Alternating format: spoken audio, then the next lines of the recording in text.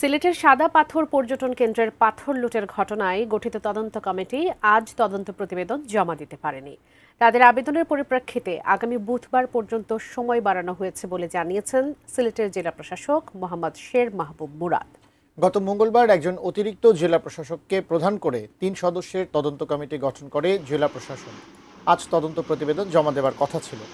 এদিকে দুপুরে নির্বাহী ম্যাজিস্ট্রেট আশিক মাহমুদ কবিরের নেতৃত্বে সিলেটের সালুটিকর ভাট্টা এলাকায় মাটি চাপা দেওয়া অবস্থায় ১১,০০০ ঘনফুটেরও বেশি পাথর জব্দ করেছে যৌথ বাহিনী।